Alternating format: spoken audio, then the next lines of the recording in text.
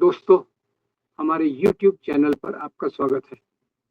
आज के इस वीडियो में हम बात करेंगे कल से जो लोकसभा में चल रहा है वातावरण, जो गृह मंत्री अमित शाह के एक बयान से आया, जो डॉक्टर अंबेडकर के लिए बहुत अपमानजनक था।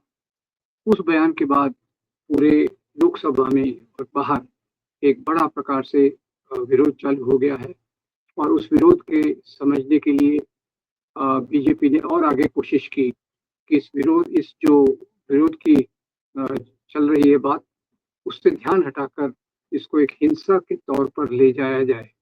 और इसीलिए उन्होंने वो धक्कम-धुक्की, किसने धक्का मारा, आगे से आया धक्का, पीछे से आया, सब चीज़ों के लिए राहुल गांधी को जिम्मेदार ठहराकर उन पर एक मुकदमा दायर कर दिया है।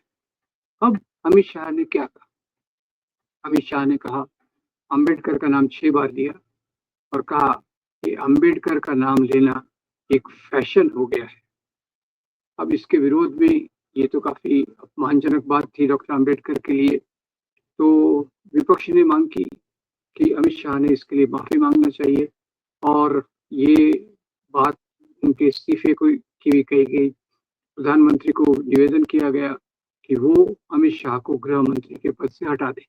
ये सब पूरी बातें लोकसभा में हुई और उसी के साथ-साथ जब अमित शाह ने ये बात रखी कि कांग्रेस वास्तव में अंबेडकर के विचारों के विरोध में थी, अंबेडकर पे उन्होंने बहुत अत्याचार किया और आज वो केवल अंबेडकर का नाम ले रहे हैं, चुनावी कारणों से और दूसरे कारणों से।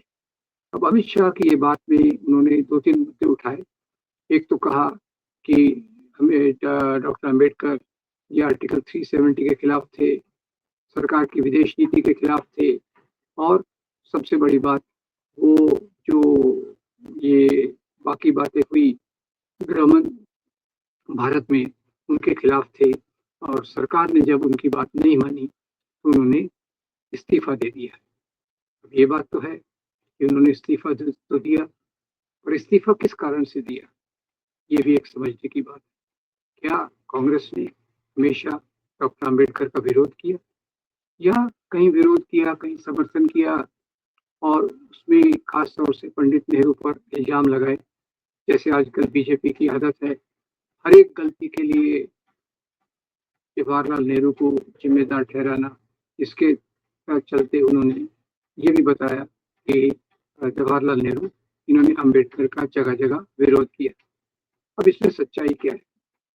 सच्चाई ये है कि डॉक्टर अंबेडकर मुख्य रूप से सामाजिक समता के लिए संघर्ष कर रहे थे। उनके उनके इस संघर्ष में उन्होंने कालाराम मंदिर का आंदोलन किया, उन्होंने चौधार तालाब का आंदोलन किया और उसी के साथ मनुस्मृति का दहन भी किया। वो ब्रिटिश वाइसरॉय के काउंसिल में भी थे, जिसके आधार पे उन्होंने दलितों को कई सुविधाएं और अधिकार दिलाने की कोशिश की। तो ये तो उनका एक, क्योंकि उनका जो फोकस था वो मुख्य रूप से समता की बातों पर था और उन्होंने ये भी देखा कि उनकी बातों के लिए कहीं जगह है तो आज़ादी के आंदोलन में है, और जो आज़ादी के आंदोलन के लिए पूरी प्रक्रिया चल रही थी, उसका नेतृत्व महात्मा गांधी के द्वारा हुआ। अब ये भी बात हमें याद रखना चाहिए कि 1932 में पूना पैक्ट हुआ। क्या क्या कारण था कि उसमें ब्रिटिश गवर्नमेंट ने दलितों के लिए पृथक सेपरेट इलेक्टोरेट की बात रखी और गांधी जी इसके विरोध में थे। उन्होंने कहा दलितों के लिए रिजर्वेशन होना चाहिए। ये बात पर दोनों के बीच में काफ़ी विवाद था। गांधी जी ने हंगर स्ट्राइक की, उसके बाद उन्होंने पूना पैक्ट करके डॉक्टर अंबेडकर के साथ समझौता किया और गांधी ने उसमें इंश्योर किया कि जितनी सीटों की बात सेपरेट इलेक्टोरेट के रूप में थी, पृथक चुनाव क्षेत्र के रूप में थी, उससे दुगनी सीटें आरक्षण के रूप में दलितों को मिलना चाहिए। और इसके बाद सबसे बड़ी बात ये हुई, महात्मा गांधी ने जब अंबेडकर को और समझा, अंबेडकर जी के विचारों को और परखा, तो उन्हें लगा कि अंबेडकर जो कहते हैं वो उनकी पीड़ा के आधार पे कहते हैं, जो दलित समाज की पीड़ा चल रही है। इसलिए उन्होंने घोषणा की कि अब से 2 साल तक मैं राजनीति छोड़ दूंगा और केवल समाज सुधार का काम करूंगा। मैं केवल अस्पृश्यता के खिलाफ काम करूंगा। और इसके चलते उन्होंने गांव-गांव जाकर दलितों के मंदिर प्रवेश के लिए आंदोलन किया।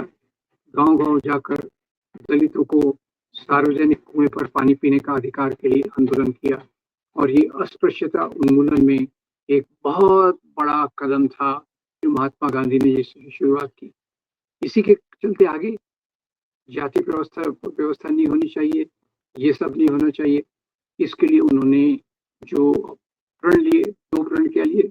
एक तो मैं अब से उसी शादी में जाऊंगा जिसमें अंतर धार्मिक विवाह हो, अंतरजातीय विवाह हो।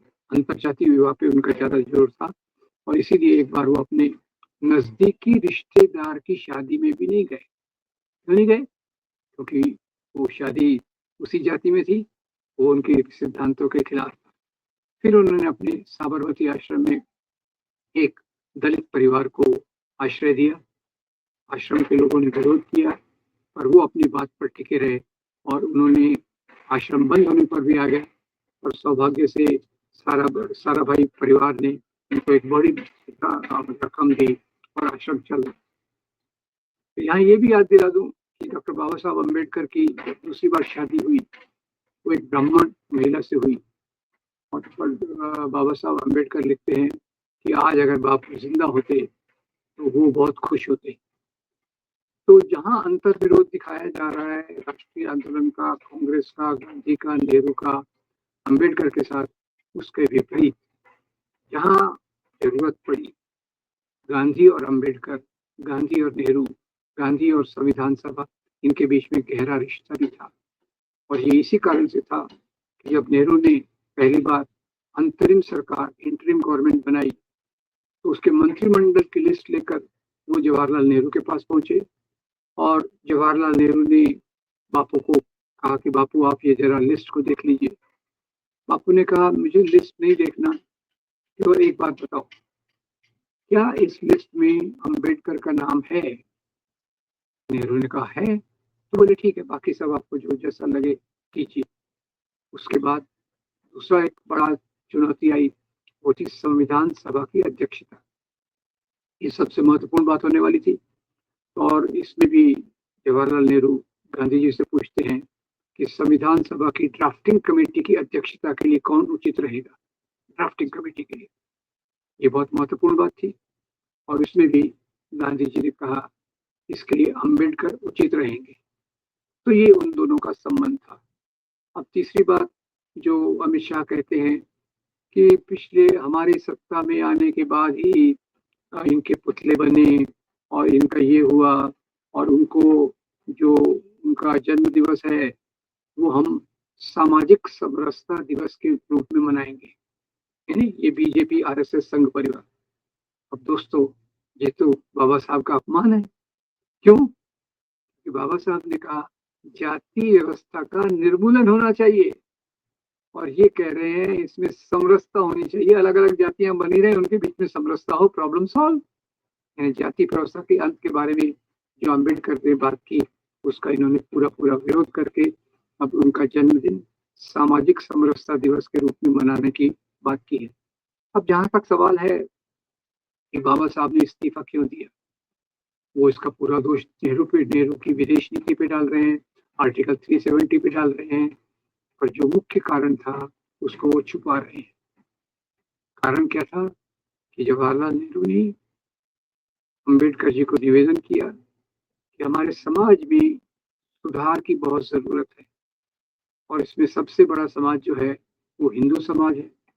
हिंदू समाज में अगर हम सुधार ले आए तो बाकी समाजों में भी सुधार लाने में बहुत आसानी होगी। इस बात पर अम्बेडकर बहुत मेहनत से हिंदू कोड बिल बनाने में लग गए और हिंदू कोड बिल जब आया तो जब उसकी भनक पड़ी तो संघ परिवार के लोगों को, उनका एक स्वामी करपात्री जी महाराज थे, ये सब लोगों ने इस कानून का विरोध करना शुरू कर दिया। बाद में जब ये लोकसभा में आया तो बहुत सारे कारणों से इसका विरोध तो संघ परिवार की तरफ से हो रहा था।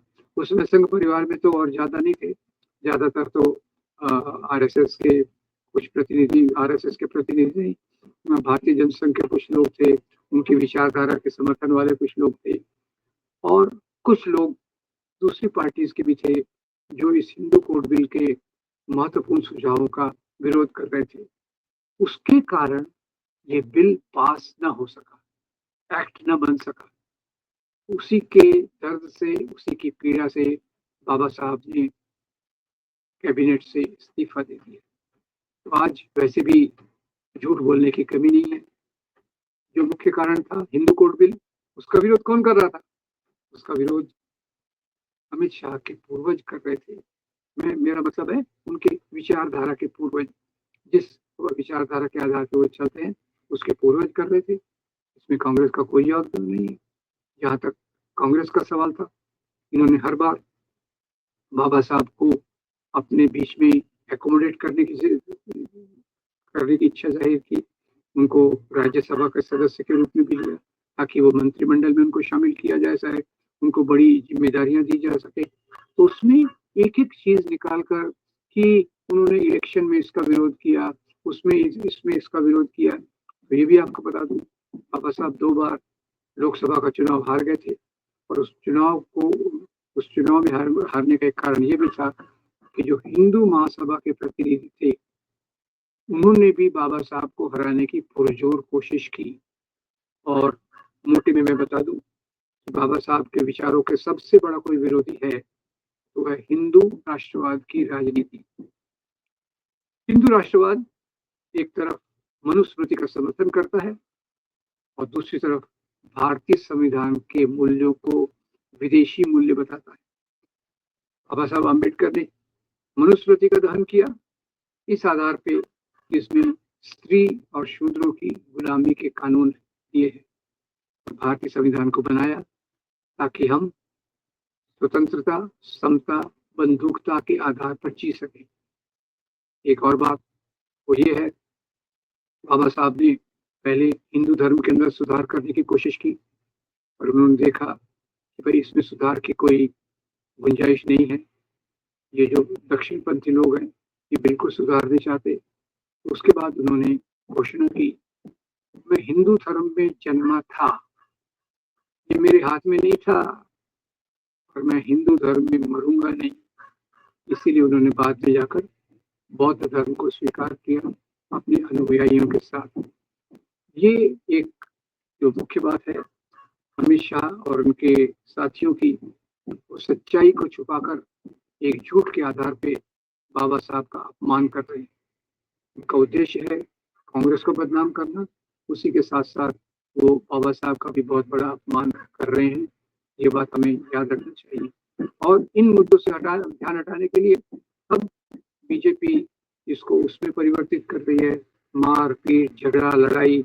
और उन्होंने राहुल गांधी पर एक केस भी दर्ज कर दिया है जो फर्जी है, और उसकी सच्चाई आ जाएगी क्योंकि जगह जगह कैमरे लगे हैं और उस कैमरे के आधार पे आप बता सकते हैं किसने धक्का मारा, किसने धक्का नहीं मारा।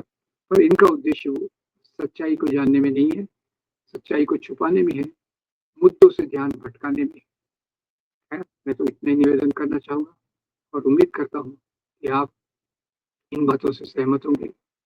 मेरे वीडियो को लाइक कीजिए, फॉरवर्ड कीजिए और हमारे चैनल को जरूर सब्सक्राइब कीजिए। आपका बहुत बहुत धन्यवाद, शुक्रिया।